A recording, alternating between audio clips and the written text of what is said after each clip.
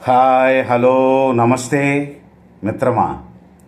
ఈ మధ్య ఒక మూవీ ప్రమోషన్ ఈవెంట్లో నటుడు శివాజీ గారు హీరోయిన్లు ఉద్దేశించి మీరు బట్టలు శరీర అవయవాలు కనిపించే విధంగా, అంటే సామాన్య భాషలో సామాన్లు కనబడే విధంగా వేసుకొని బయటకు పోతే మనమే ఆ దరిద్రం అనుభవించాల్సి వస్తుందమ్మా.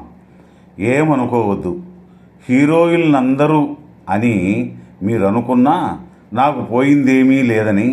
కానీ మీ అందం చీరలోనే నిండుగా కప్పుకునే బట్టల్లోనే ఉంటుందే తప్ప కనబడుతుంటే ఏమందం ఉంటుందని అవి వేసుకున్నంత మాత్రాన చాలామంది పైకి నవ్వుతూ కనబడినా లోపల దరిద్రపు ముండ. ఇలాంటి బట్టలు వేసుకుని 10 మందిలోకి వచ్చిందేమిటి? కాస్త అవి కనబడకుండా మంచి బట్టలు వేసుకోవచ్చుగా, బాగుంటుంది అని అనలేరు. కానీ వాళ్ళే గుసగుసలాడుకుంటుంటారు.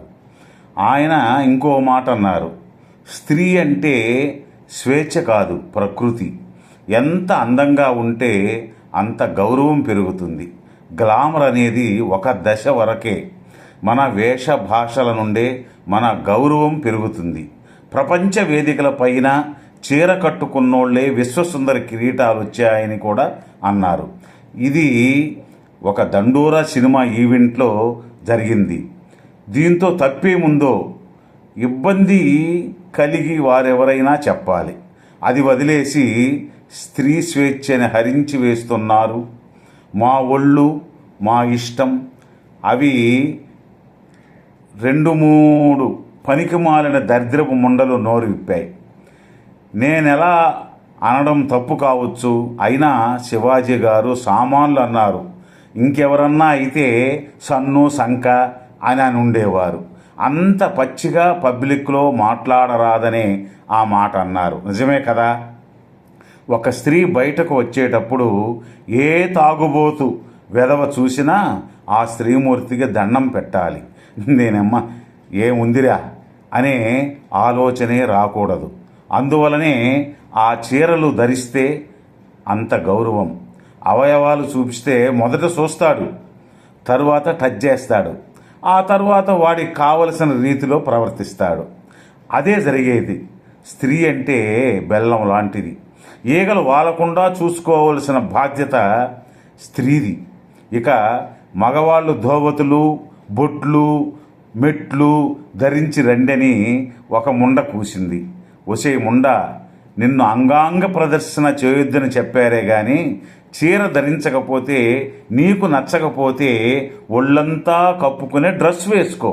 అంతేగాని సామాన్లు కనువిందు చేసే విధంగా హీరోయిన్లు రావద్దని చెప్పాడు.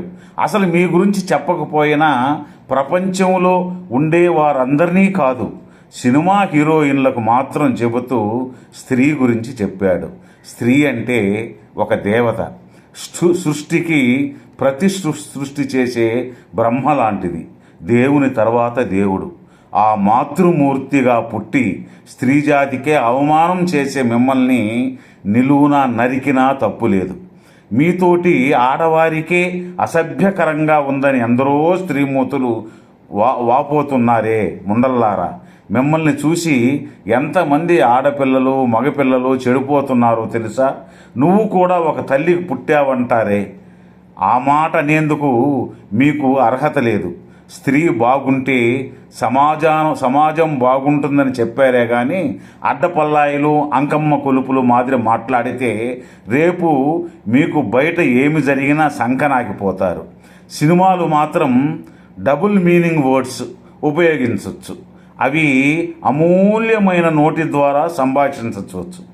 ఏం అభయో, నువ్వు భలే దరువేస్తుండావులే, బాగుంది అభయ నీ దరువా, నువ్వు అలా దరువేస్తుంటే నా కాలి గజ్జెలు ఆడాలనిపిస్తున్నాయి అభయ అని మాట్లాడవచ్చు. సామాన్లు అన్న పదం మాత్రం తప్పైపోయింది పాపం. మీరు తప్పకుండా చూసుకోండి అమ్మలారా. రేపు మరొక మంచి వీడియోతో కలుసుకుందాం.